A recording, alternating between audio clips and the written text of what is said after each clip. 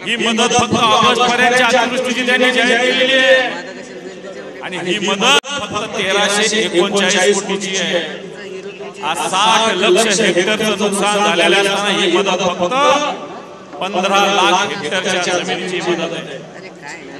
आणि हे सरकार मदत जाहीर करत असताना या सरकारवर विश्वास ठेवता येणार नाही, कारण मागच्या काळात हे सरकार आल्यापासून वेगवेगळ्या पद्धतीने घटना घडल्या, कुठे अतिवृष्टी घडली, कुठे गारपीट घडली, कुठे वेगवेगळ्या नैसर्गिक घटना घडल्या, परंतु अजून मार्च 2023 पासून आजपर्यंत जवळपास 13,500 कोटी रुपये सरकारचे देणं बाकी, सरकारने शेतकऱ्याला देणं बाकी 13,500 कोटी रुपये। आज बँका सरकार या शेतकऱ्याला कर्ज देत नाही। छोट्या छोट्या पतसंस्था ग्रामीण भागामध्ये सर्वसामान्य महिला शेतकऱ्याला 25% व्याज आकारून कर्ज घेते। आज राजपूत अमित शाह यांनी मोठ्या घोषणा मारल्या या देशामध्ये बँका ज्या टॉप बँका त्याच्या भारत पुढे येणाऱ्या जगामध्ये, पण आज सर्वसामान्य माणसाला ग्रामीण भागात बँक नाही सावकाराकडे जावं लागतं, छोट्या छोट्या स्मॉल फायनान्स कंपन्यांकडे जावं लागतं। या फायनान्स कंपन्या 20-25 टक्क्यांनी कर्ज देतात आणि म्हणून बांधवांनो, हे सरकार आताच्या घडीला जी मदत जाहीर करते याची तोकडी आहे। बांधवांनो, या सरकारने आपल्या टाळूवर लोणी खाण्याचा निर्णय काल परवा घेतलेला आहे। ऊस उत्पादक शेतकऱ्याच्या जे कारखान्याकडे पेमेंट मिळते, या प्रत्येक टनातून 15 रुपये सरकारने मदतीचे घेण्याची घोषणा केलेली आहे।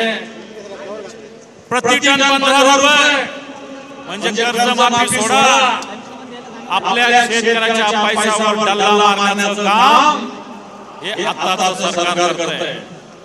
मागच्या वर्षी 854 लाख मेट्रिक टन ऊसाचं उत्पादन झालं होतं, 854 लाख मेट्रिक टन।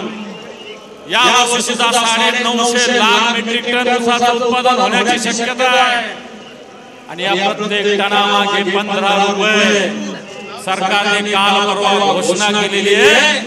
प्रत्येक शेतकऱ्याकडून 15 रुपये पर टन घेण्याचा तुम्ही हिशोब करा। 9.5 लाख टन रक्कम जर ऊस निघाला असेल तर याच्यातून कशा पद्धतीनं हे सरकार रक्कम कट करणार। बांधवांनो, पंजाबमध्ये सुद्धा अशा प्रकारची स्थिती निर्माण झालेली आहे। या पंजाबमध्ये आजचं सरकार आहे, मान नावाचे मुख्यमंत्री आहे। या पंजाबमध्ये हेक्टरी 50,000 रुपये देण्याची सरकारने घोषणा केलेली आहे। एकरी 20,000 रुपये, हेक्टरी 50,000 रुपये या सरकारने देण्याची घोषणा केलेली आहे। गावाला 7,200 रुपये देण्याची घोषणा केलेली आहे आणि जी कर्जाची मुदत वाढ 6 महिन्यांनी केलेली, येणाऱ्या 6 महिने कोणत्याही प्रकारे कर्जावर व्याज लागणार नाही, कर्ज फेडण्याची आवश्यकता नाही।